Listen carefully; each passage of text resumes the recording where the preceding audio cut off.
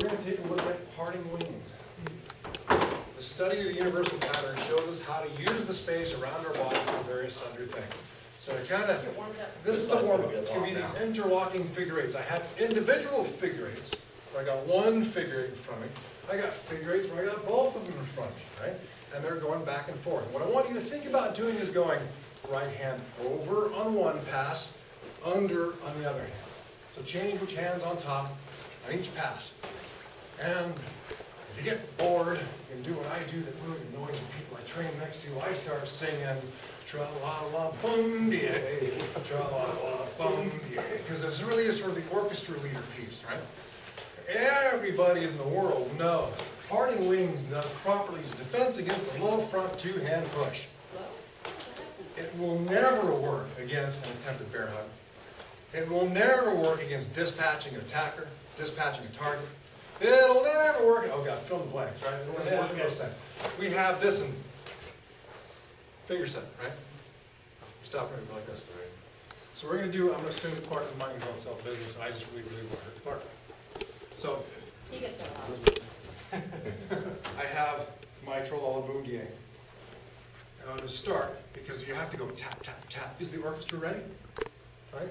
So I'm going to check to see if the orchestra is ready by sticking two fingers into the eyes, one each eye. I'm going to rake out and down, and there's my parting wings. Right? If we change it, the attack to, let's say, an encircling bear hug. I got a guy running, I can go tra-la-la. That starts to make sense now, doesn't it? Right? So I'm just going to switch a little bit. I'm just going to go, ah, oh my God, big bad guy attacking me. Here. Mr. Hale has, I will hopefully make, if he hasn't, there's a difference between outer rim and outer perimeter. Outer rim is a defensive concept that says I've got this little bitty area in front of me that when I'm just defending, throwing blocks, I don't want to violate it. If he's throwing a punch at me, I don't want to go rah, and violate my own outer rim to block it. I want to stay small and go peek. I've got this thing, right? Step out of a little small box. Outer perimeter is anywhere I can reach. Right? Economy of motion. People say it violates the economy of motion. Talk way back here. It really doesn't, because economy of this motion, the definition has the tail end of it as long as it gets the desired effect. So I can do my palm heel from here. I just had economy of motion. Now I went from point of origin to point of contact. Or I can do my palm heel from back here. Right? And this, my great lesson in this was exactly what I just did to Clark. First time I met Mr. Parker, I'm like, I'll be your dummy. I know, I should have done it. That little wife's got the mirrors on the wall, and he's doing the palm heel, and the mirrors are about the distance from right from me to those walls. And Mr. Parker's dummy, not okay. Yeah, I can see. Okay. And he was. This is how he was chambering his palm heel, and he was landing it with this, and it was knocking me feet off the ground. I'd hit the mirrors and slide down the mirrors with a squeak, boom, down. Get back up, and it's like I waited 30 years to stand in front of this guy. I'm not going to puss out now. Thank you, sir. Okay, here we go again. Boom! And it was just, this was how he chambered his palm heel. It wasn't from here, right? This is why I make fun of these. No, it's right? So, in this, all right, you get in this context, what is it? Parting wing. Tra-la-la, boom-de-ay, I. Now this hand starts way the heck back here. This is going to be an inner hand sword. I'm starting my inner hand sword back here, not here. And you're no horse dancing to you. Just starting out in this punch out. I'm starting back here because I'm going to hit him with my whole body, not my hand. Truck versus bumper. Look that one up, right? So I don't want to go, right? It's also not a strike sideways.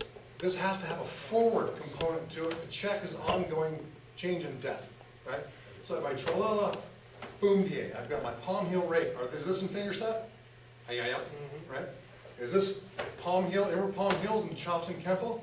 Ay-ay-up, right? Have we stopped doing Kenpo yet? No, sir. No. Have we stopped doing party wings yet? No, sir. No, right? So we have here, right? Sorry. I wish we had. I've got my rake. I've got Clark moving back. At this moment here, he's going to start moving rearward, which means I'm going to have to chase him. If I actually do this or this, is he in range for me to hit a forward bow? No, sir. No! Right? So I'm going to have to chase them down. So parting wings becomes it. Okay, we're in, bam, I'm using an attacking front crossover, I'm going to run them down. And you usually see this maneuver. You see this. This drops, becomes a check, and I'm always like, check against what? Is he going to hit his ball sack? You know, really? What am I checking? I got nothing else I'm worried about. So after I hack, I drop it to the shoulder. And as I unfold out of this, I have a knee, a strike. If you guys ever go shooting, put like a bottle or a can on a fence post? Yes, sir. Right? That's what I think of this as. I'm sniping, and here's my watermelon, and I put it on the fence post. I had a gun for a while called a 221 fireball. The gun is not the gun, that's the round. And a 221 fireball is a little bitty bullet in a really long cartridge, and with a lot of powder behind it. And it's used to quote-unquote shoot varmints. It was the assassins got a choice for years and years and years, because when they shoot like a 45 or hollow point or something like that, they'll talk about, you know, it goes in small, comes out big. The 221 fireball turns things inside out. So you shoot a pumpkin with a 45, you have a tiny hole in the front, a big hole in the back, and a bunch of pieces of the pumpkin go flying, everyone's really impressed. When you shoot a pumpkin with a 221, it implodes, it does this, and there's, you're like, we got soup, we got no pieces, right? So this is my 221 fireball. There's my attack. Mr. Parker, I challenge you to find footage of him doing this for vertical thrust match. If you flip through Secrets of Chinese Karate, one of his first books, the earliest books, you'll see this list of basics that no longer show up on any of the belt cards. And among them is a vertical chopping thrust punch. I start it like an inward hand sword. Instead of finishing inward hand sword, it becomes a thrust and vertical punch. And this allows me to get my whole body, my whole shoulder, and the basic power, like pitching a softball. You know, softball, you don't pitch a softball point of origin, point of contact. You get some wind on the thing and you hack it. And there's going to be my wind on the thing. I've got here, I've got this thing back here. The extension I have, if we put Clark's head in the way of that extension, right, we have a really nice strike manipulation component of setting the guy for the extension order we want to do next. So, parting wing, we're not losing it. We're still within the framework of the technique. Two-finger spear, tra, la, boom, da, right? So give it a couple chops. Let's all face the same direction. Try this one. Forward or back step, I don't actually care. I like attacking, I usually go forward. Two-finger spear, rake and come rearward. As these circle up and back, the left fingers will rake the eye, the right will chop the liver. Liver? Is that the right side? No, fingers, whatever it's on. From here, I'm going to hit my tra-la-la again as I return to neutral bow. I got my chop, it's going to land on the shoulder, and then this is going to come out of the back 40, over the top. It starts like a waiter tray holding a plate. I'm going to plate, I'm going to spin it, like, ooh, I can spin later. But it's going to go from spinning a plate to settle. And so that's going to be my hand pattern. We're going to have two different patterns, so we'll extrapolate on this a little bit. So let's start with the hands.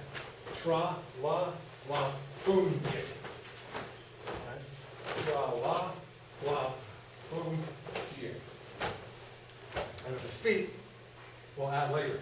For the feet, if we have to chase them down, we're going to work them, right? So the feet, I have my attack, tra, la, ooh, look at that. La, boom, yeah. Okay. So we're going to start filling the blank. The common definition of the gaseous stage of basics is, again, flawed. Very specific conversation with Mr. Parker about this, and so I don't know. If you talk to a room full of people, they just don't bloody listen, right? So when you ask people now, it's the gaseous phase of it, they'll say, well, it's exploding in all directions at once. So it's when you have multiple opponents, you got 4 or 5 guys around, and you're like, ha! And you hit everybody. Because the gas particles go out in every direction, right? If you put those same gas particles in a balloon, in an enclosed surface, and add energy, they start bouncing off of the balloon and each other. So when we start doing things like rebounding off of our own body, off of our chest, off of each move, now we're moving into gaseous motion. When we start filling in the blanks, so there are no blank moments. If all I am is upper carriage, where's the blank moment? Down there.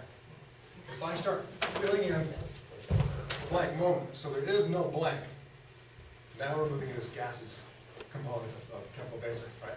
So we want to switch from this bit. This is parting wings. Parting wings does right is a low tune and part the wings like this. Right? Move A, move B, move C, right? Start, and you can't fill in the blanks with linear. If I'm throwing straight shots, every single time I throw something, if I'm throwing a straight chop, a straight outhand or a straight punch, I can't work off of my body the way I can when I have. The pieces come from you bouncing off of yourself and bouncing off of your attacker. And we'll get to those in the next technique. But first, get this one done.